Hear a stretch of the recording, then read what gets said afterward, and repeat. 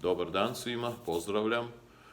Evo, prošla moja mini lekcija koju sam završio sa menjanjem guma izazvalo neku reakciju onako sa nekim prijatnim osmehom, što sam nazvao menjamo gume. Sad pitanje se postavilo, a kako mi to da radimo, da menjamo gume kad mi, mladi ljudi, ne samo mladi, do sad nismo menjali gume. Odnose na mlade, malo starije su menjali gume, realno. Ok, stavili su istu firmu, ali krajem 80-ih bila promjena guma, pa stroj socijalizam se pretvorio u kapitalizam, taj takozvani, to je forma menjanja guma. A sad ceo svet se modifikuje i ceo svet menja gume na automobilu. Sad, kako mi to radimo, koje alate treba da koristimo da bismo menjali gume bez ikakvog iskustva menjanja gume? Sad, da li treba da budemo pažljivi? Sigurno treba da budemo pažljivi, obazrivi, ali dajte da vidimo obazrivi i pažljivi na šta? Da li obazrivi i pažljivi, na primjer, na relacije između sebe, zato što i ti menjaš gume i taj čovek realno menja gume. Da, to sigurno da. Moramo da budemo pažljivi jedan prema drugome. Šta znači pažljivi? Ljudi su sada vrlo osetljivi. Ne znaju na šta, realno na sve. Menjaju gume, auto može da padne, strah, a šta ako ne uspem i tako dalje. Znači čak i u razgovoru, ta ležernost koju ljudi imaju kad, kao pre, kad su bile gume, krenule da analiziraju tuđe greške. Pazi, svoje su sredile, pa su stručnjaci, sad analiziraju tuđe greške. Tako smo živjeli, znaš, uz malo rakije odlično ide analiza. 2 rakije i ti se razumeš u politiku. Ti rakije ne vidiš ni smisla zašto nisi do sada predsjednik. Sad, na današnji dan ni rakija ne pomaže, znači treba biti pažljiviji jedan prema drugome. Paziti da se ne ulazi u te osetljive zone, ličnosti. Zato što ličnost kod svakog čoveka sad se modifikuje. To je savjet normalno. Kad se razgovara sa čovekom, uvek se drži distanca privatnosti.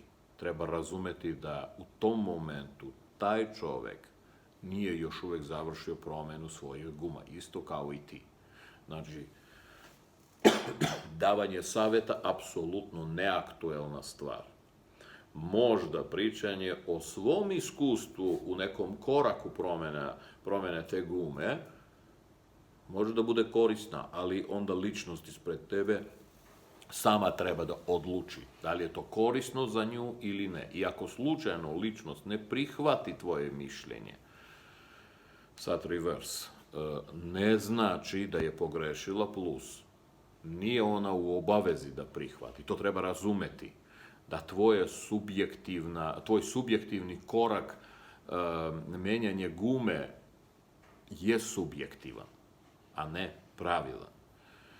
To je tačka 1. Pažljivije u razgovoru, komunikaciji između sebe i u davanju saveta. A sad, kako ja da menjam tu gumu koju nikad nisam menjao? Kakva su to emocionalna stanja? Sigurno nije ljubav.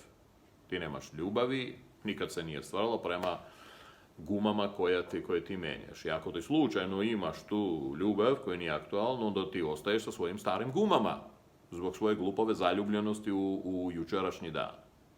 Gotovo. Sad, ta forma ljubavi ili navike vezivanosti treba da nestane. Šta to znači? Da li treba da zaboravim kakav sam bio do sada?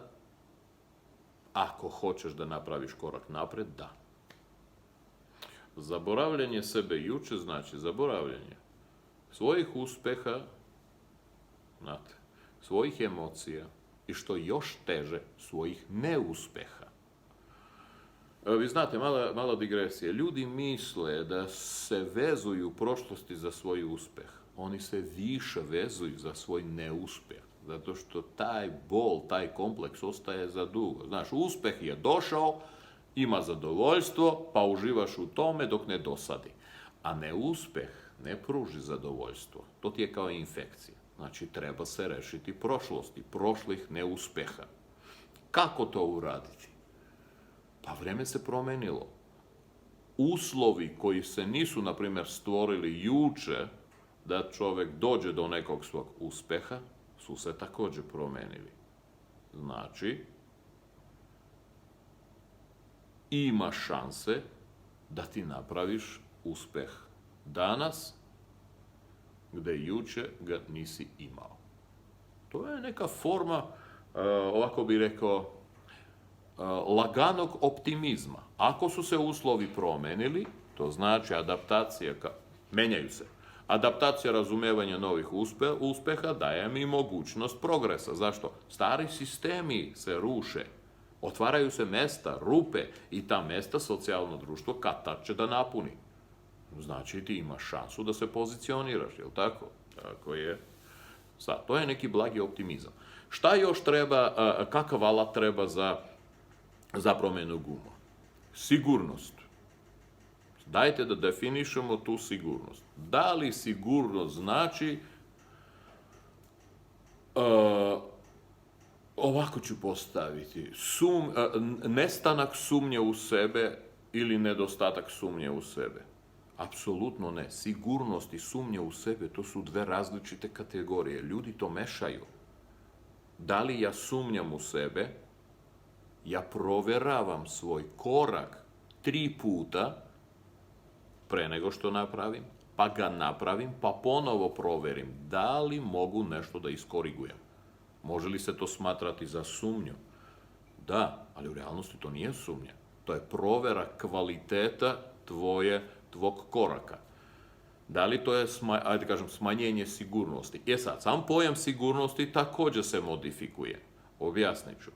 Kad čovjek kaže ja sam siguran u sebe, to znači on ne postavlja ni jedno pitanje povodom svoje pozicije ili odluke. Pa ljudi moji, to se zove glupost. Ako ste napravio korak i ne dozvoljavaš da se digne jedna struktura ili sistem koji će provjeriti kvalitet tog koraka, nije to sigurnost.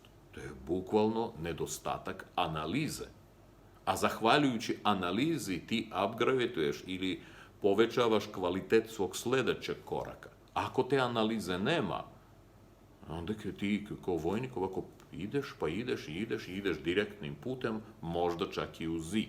Znači, uvek treba da postoji element alarmantnosti, provere. Nije to segment nesigurnosti, a ljudi prihvataju tu kao nesigurnost. Znači, i ovaj alat je neophodan. Budi siguran u sebe, ali proveravaj da li možeš da uradiš bolje, što se tiče promjena gume.